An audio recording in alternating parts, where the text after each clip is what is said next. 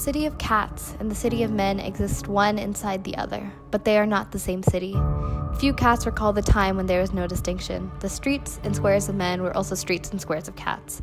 But for several generations now, domestic felines have been prisoners of an uninhabitable city.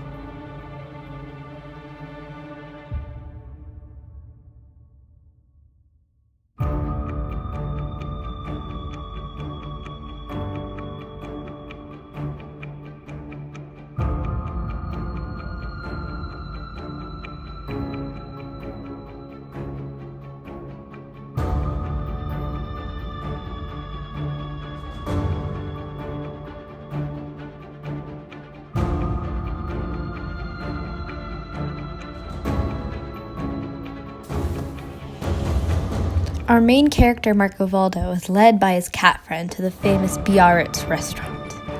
Marcovaldo is then tempted by many cats into entering the restaurant and catching a fish from their fish tank.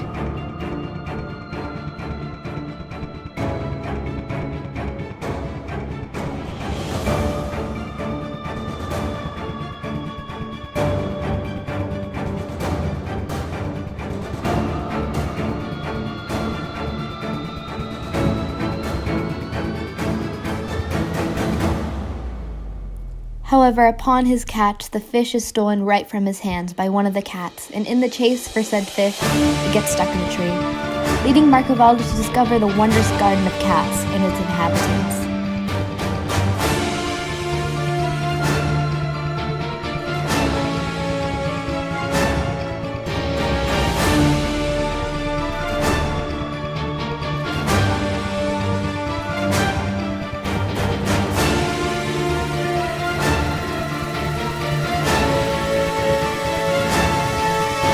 Our dear Marcovaldo meets the owner of the garden through a very untimely measure.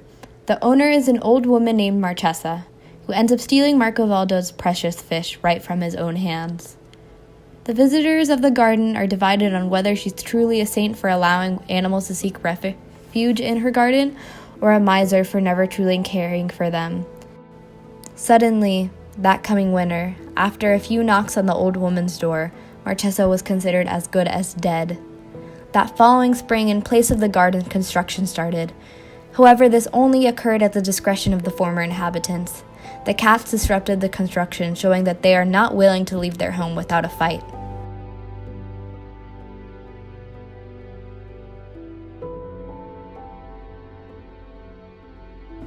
Calvino uses anaphora as he repeats the word "and" at the beginning of multiple sentences to show how the development of the city has pushed so many different types of animals into living in the one small square of greenery left in the entire city.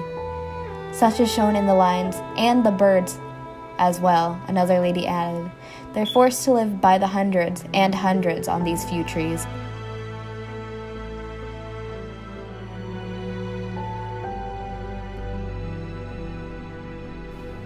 Gentrification is the renovation and urban renewal of homes and businesses in impoverished urban neighborhoods that usually cause an influx of upper-class people into the area and displacement of the lower-class people who originally lived there. Calvino uses strong visual imagery in order to both illustrate his lighthearted tone as well as to produce an allegory for gentrification, since it furthers the humanization of the cats and how they are like the displaced people of gentrification. He uses phrases like prisoners of an uninhabitable city and cat-crushing automobiles to show how great the magnitude of their displacement is. Calvino uses personification to garner greater empathy for the cats from the audience by making them seem more humane. This makes the cats of the garden seem more like a cultural group rather than a ragtag team of strays. Specifically in the line, the cat's realm had territory, ceremonies, customs that it was not yet granted to Marcovaldo to discover. This creates a narrative of how complex the cat society is, allowing a greater comparison between them and those who are displaced due to gentrification. Another line that shows personification is he himself felt scrutinized by pupils that became slits. This is due to the fact that cats typically are not able to scrutinize while people can. The term gentrification was coined in the 1960s by the British sociologist Ruth Glass. This is the same era in which Italo Calvino wrote The Garden of Stubborn Cats. Finally having a term to identify such phenomena, Calvino incorporated it into his story to show both the repercussions of gentrification as well as the potential dangers of industrialization and its encroachment on the environment.